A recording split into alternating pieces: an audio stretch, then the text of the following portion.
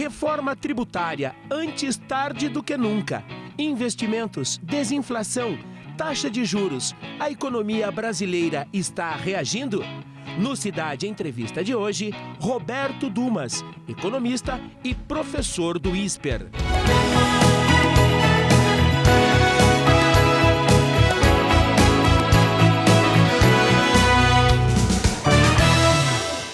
Professor, bom dia, bem-vindo ao Cidade Entrevista, prazer recebê-lo aqui, tá? Prazer é meu. Professor, vamos começar por reforma tributária, aquilo que já passou pela Câmara e agora caminha para o Senado. Qual a sua opinião? Veja, sempre é possível melhorar uma reforma, principalmente a tributária.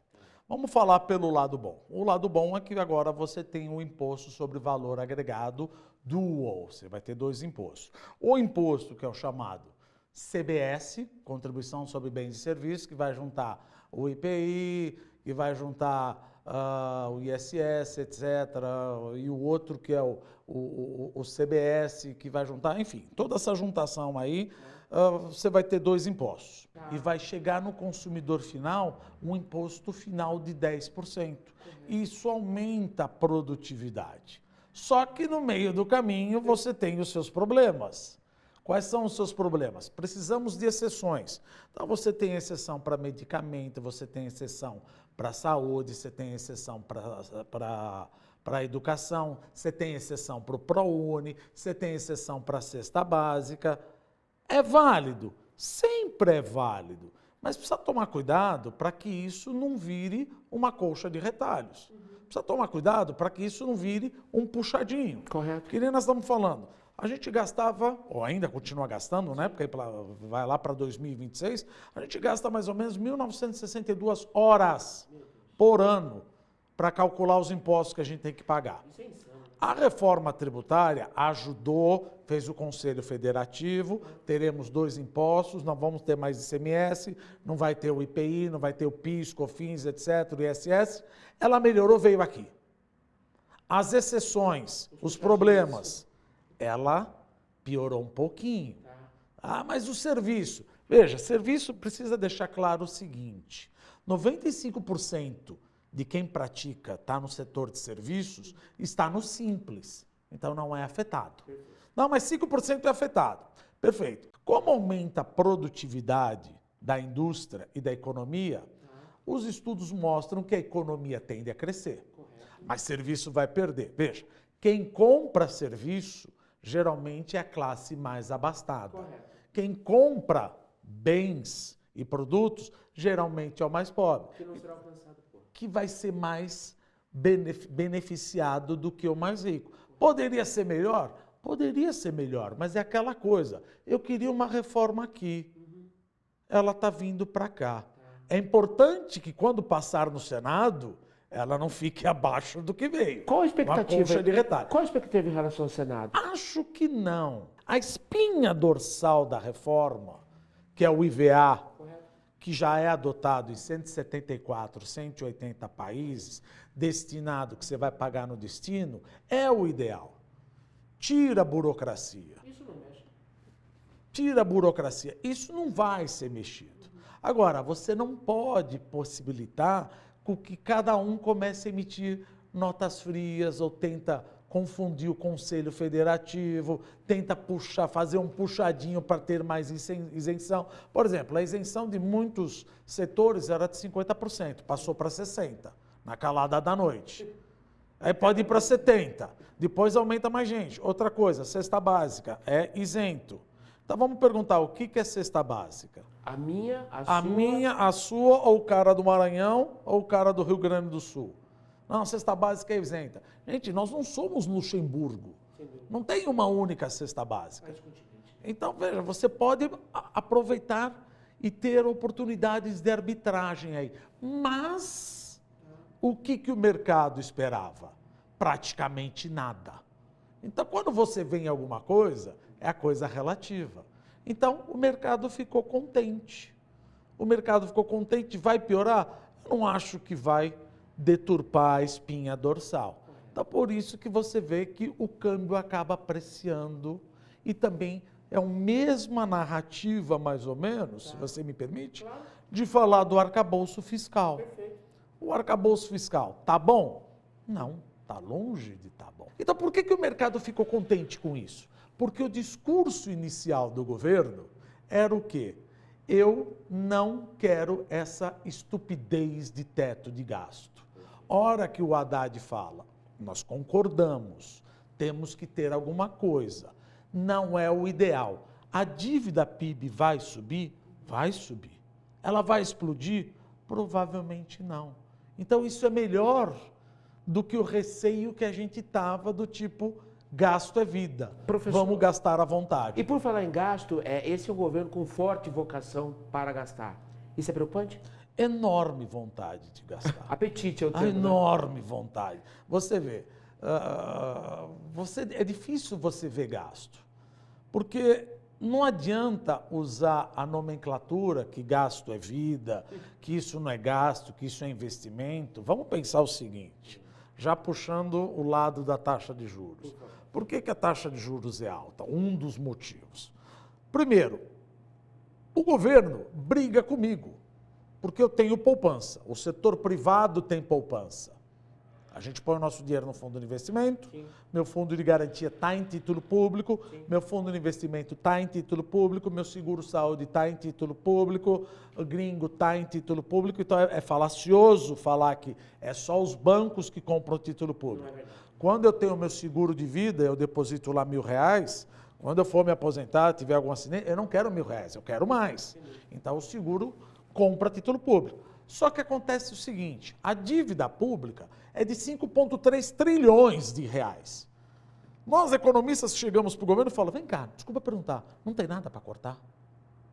Não tem nada para cortar?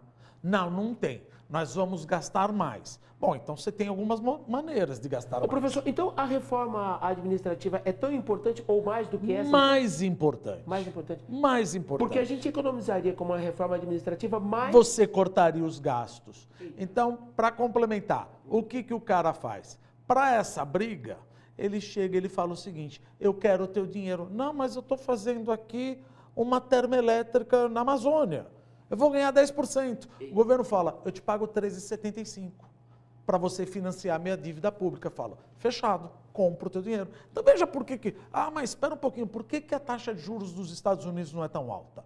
Porque os Estados Unidos nunca deu calote na dívida pública. Nós demos 12 vezes. Por que o Japão a dívida pública é mais alta? Porque eles nunca deram calote. Eles ameaçaram dar o calote agora outro dia e foi Exato. Uma confusão, né? E 1980, não vai acontecer isso, não daremos calote. Mas não quer dizer que o Brasil é risco igual aos Estados Unidos. E de 1980 a 1994, pasme, a nossa inflação foi de 12 trilhões percentuais. Isso a gente não esquece. A gente tem medo que o Estado, não vamos nem falar governo, começa a querer emitir moeda, como foi feito na época, quem lembra, da ORTN, das OTN. Isso.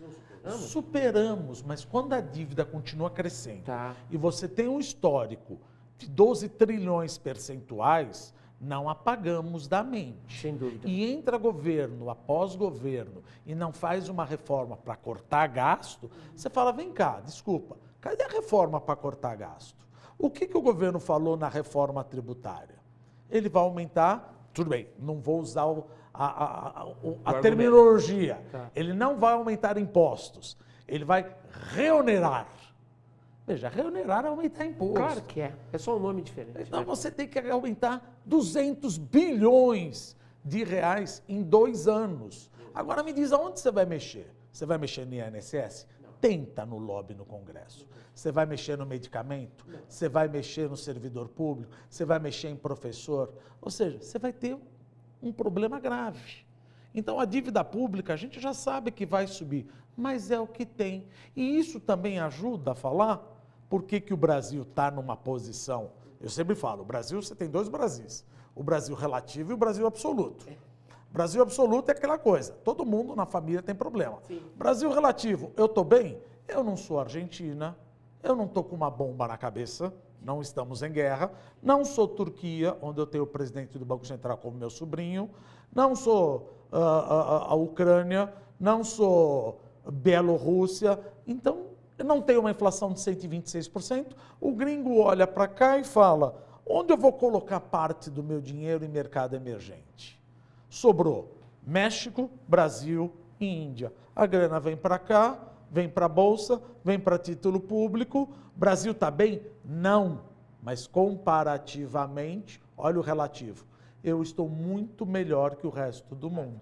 Juros e inflação. A gente tem um processo de desinflação. Está andando na velocidade esperada e o remédio muito amargo, o governo tem razão quando esperneia. Qual que é a sua opinião?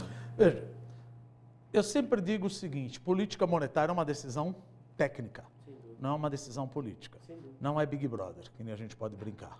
Não adianta ficar escrevendo hashtag abaixa a taxa de juros. Então, graças a Deus, viva o Banco Central Independente. Exatamente. A gente tem que ter uma discussão técnica. Está alta. Olha, aparentemente está alta. E outra, o Conselho Monetário Nacional falou para o Banco Central o seguinte, eu quero uma inflação de 3,25. Tá bom, isso requer um remédio amargo. Eu vou ter que subir juros. Eu requero uma taxa de juros a 3,25. Quem faz parte do Conselho Monetário Nacional? O ministro da Fazenda, o ministro do Planejamento e o Banco Central. Você mandou eu atingir 3,25, então vou atingir 3,25. Merece cair? Então, aqueles que acham que estão caindo, que estão fazendo toda aquela bagunça na Paulista, eu queria que mostrasse uma regressão econométrica, que mostrasse qual é a taxa de juro neutra que faria a economia nem crescer e nem desaquecer, ao invés de sair gritando e queimar a cabeça do Campos Neto. Política monetária não é brincadeira, é técnica decisão. Ninguém quer fazer. Mas você não acha que já está na hora de cair?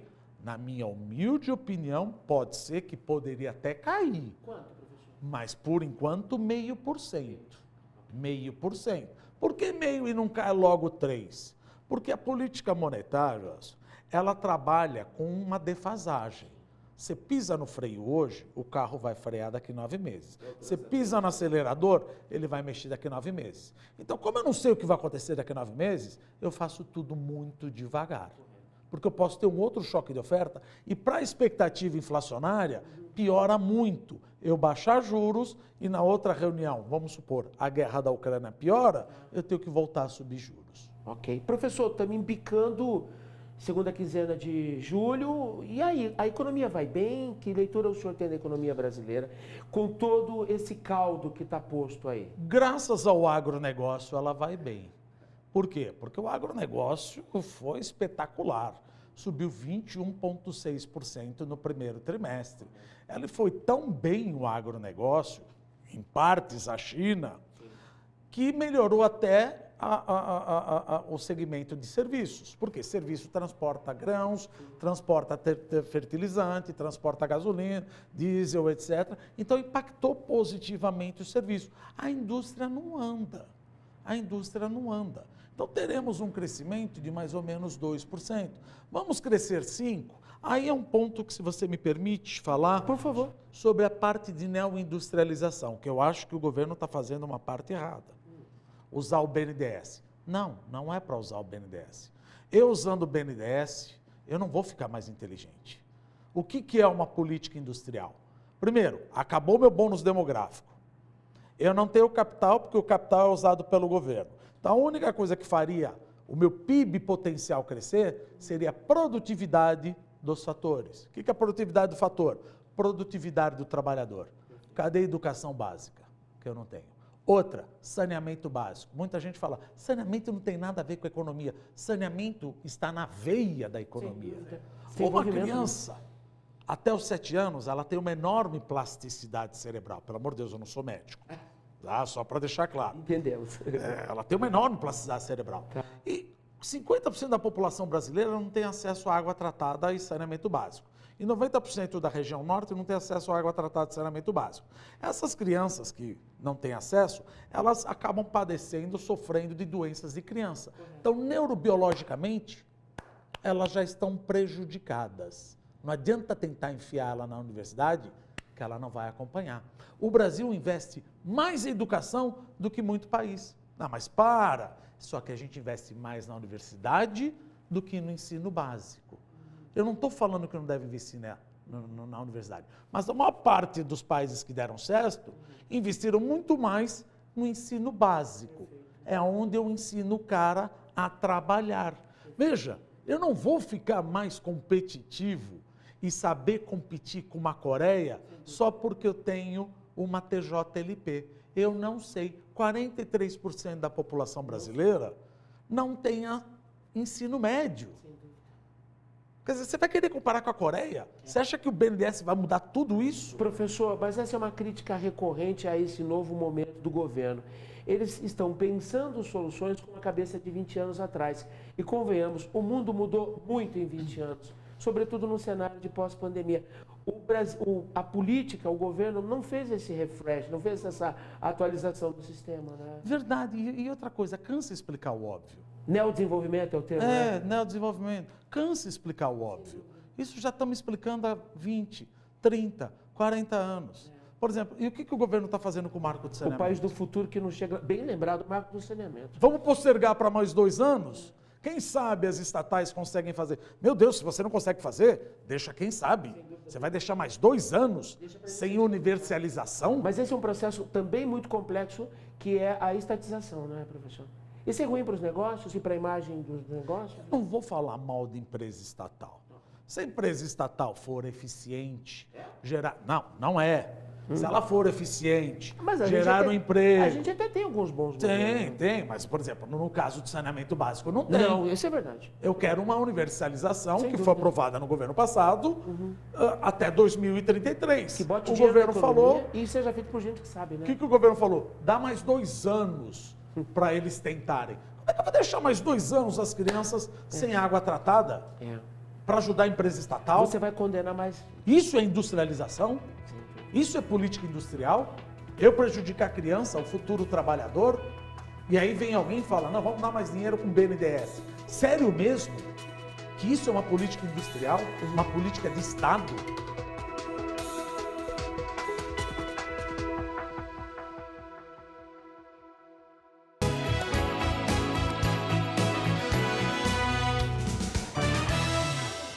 De volta com o Cidade Entrevista, o programa de hoje recebe o economista e professor do ISPER, Roberto Dumas, uma das nossas maiores autoridades em China. E não é por acaso, né? Trabalhou no Banco dos BRICS, morou em Xangai, conhece a cultura, conhece o segmento. Aliás, professor, vamos começar com essa provocação.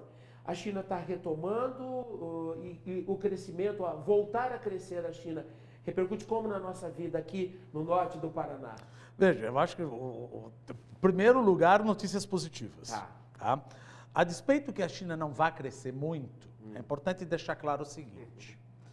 Num PIB, Produto Interno Bruto, você tem 3 motores. Consumo, investimento privado e do governo, exportação líquida. A China cresceu muito via investimento e exportação líquida. Hu Jintao, antes de Xi Jinping, falou, olha, a gente precisa consumir mais. E eu sempre brinco, você está falando que o chinês não consome? Não, o chinês consome demais, mas ele produz demais ao quadrado. Então eu preciso fazer o chinês consumir mais, para que a força motriz do crescimento econômico não seja exportação e investimento, que não está dando mais certo, mas que seja o consumo. Como é que eu faço isso? Aumentando o salário do trabalhador. Então a China deixou de ser tão barata como era. Primeiro ponto. Aumenta o poder aquisitivo. Exato. Primeiro ponto. Segundo ponto. Infelizmente, 2018, 2019, eles tiveram a febre suína, que dizimou 350 milhões de cabeça de porcos. E 350 milhões de cabeça de porcos, a maioria morreu por causa que comia lavagem. E descobriram que a lavagem, de novo, não sou médico, é um vírus. E o Partido Comunista Chinês, um órgão do governo, etc., tal, falou que porcos não podem mais ser criados dessa forma rudimentar. Isso é bom pra gente, né? Porco come o quê? Ração. Boa. Ração vai o quê? Milho e soja. Aliás, E eles estão desesperados atrás de carne vermelha. E ração para os E ração para os porcos, a plantel, eles já estão quase repondo. Porque eles estão fazendo prédios de porcos. Então, carne de porco, carne de suína está ok. Mas ração é o outro lado. Então, esse rebalanceamento e esse problema estrutural dos porcos ajuda muito o agronegócio brasileiro. Sem dúvida. Ajuda muito. E o chinês, ele consumia muito peixe, frango e porco. E quanto mais rico ele fica, ele está aprendendo a gostar de carne bovina. Essa dependência do mercado chinês é um problema? Tem aquela coisa, por exemplo, quando alguém chega para você e fala o seguinte, eu não quero dar concessão de uma hidrelétrica para um chinês. Aí você pergunta, né? Você tenta segurar, fala, mas por quê? Porque eu estou perdendo a minha soberania. Aí você fala, mas o que o chinês vai fazer com a hidrelétrica? Ele vai pegar a turbina, botar nas costas e a água e levar para Xangai? A minha pergunta ficou meio de esquerda, mas não foi essa a intenção. E o que ele vai fazer com uma estrada? Ele vai pegar a estrada e levar embora? Verdade. Então ele não está vendendo, ele está vindo aqui trazendo dinheiro para concessão. Eu estou aberto a investimentos chineses. Tá. Eu estou aberto a investimentos americanos. Países, todo mundo já conhece, não tem amigos, temos interesses. Agora, é óbvio que a China vem principalmente na América Latina e no Brasil, porque sabe que o Brasil é a principal porta de entrada para exercer o que a gente chama de soft power. Influência. Influência não comunista, eles não querem implementar o socialismo, porque a China não é comunista. Como é que o país comunista pode ter 2 bolsas de valores com valor de 14 trilhões de dólares? Tem uma história por trás. Não, o comunismo é a Coreia do Norte. Você pode falar que é um capitalismo de Estado, com uma forte presença estatal. E outra, falando em inglês, etc., o que Deng Xiaoping falava? To get rich is glorious. Ficar rico é glorioso. Alguém já ouviu Kim Jong-un falar isso? Nunca, jamais. Alguém já ouviu falar, não importa a cor do gato, contanto que o gato pegue o rato. Palavra do Deng Xiaoping. Kim Jong-un falou alguma vez isso? Gente, vamos ficar rico. Ninguém falou. Bora Então, crescer a China todo mundo. está crescendo. E por falar em crescer, professor, o que a gente pode esperar nesse segundo semestre em relação ao controle inflacionário em mercados importantes para o Brasil, como a Europa, como os Estados Unidos, né? Os Estados Unidos, eles descobriram o Federal Reserve mais ou menos que barata voa. Sabe? Eles demoraram no início de 2022 a taxa de juros, ou melhor, a inflação é transitória, não é transitória, é transitória, não é transitória, até que descobriram que era na transitória e começaram a subir. A inflação já estava indo para 8, E a gente já tinha 9, resolvido aqui, e a gente já tinha resolvido aqui dentro. Foram para 8, 9, agora voltou. Saiu essa semana aqui a inflação 3%, a meta informal deles é 2%. Tá. E o core 4,8. Está chegando lá. Mas a ata do cupom deles, do FONC, já mostrou que existe uma dissonância. Provavelmente mais taxa de juros virão. Tá. Bom, o que isso quer dizer? Quer dizer que os Estados Unidos vão crescer menos. Esse ano, provavelmente 1,5%. Ano que vem, provavelmente 1%. Isso é bom? Não, não é bom, porque os Estados Unidos também compram coisa de mim. Crescendo menos, compra menos da Compra gente. menos da gente. Correto. A China vai crescer? Ela vai crescer menos, porém, pensa num avião McDonnell Douglas, a velocidade é a mesma, Tá. mas essa turbina vai puxar mais. Então o Paraná se beneficia, Correto. mas o setor do real estate, do ativo imobiliário, talvez não. Europa, a zona do euro é composta de 20 países. Problema enorme, que, Colcha aliás de é bom retalhos. falar dessa coisa de colcha de retalhos, de quererem fazer uma moeda única do Mercosul, etc. Tal. E tem uma guerra no quintal, né, professor? Tem uma guerra no quintal que a gente sabe que não vai acabar tão cedo, Sem dúvida. porque Putin não vai sair da Europa enquanto ele não pegar Luhansk, Donetsk, Zaporizhzhia, todo o Nordeste e o Sul. Zelensky não vai deixar e vai continuar. Só que a Christine Lagarde, ela tem 20 países para tomar conta.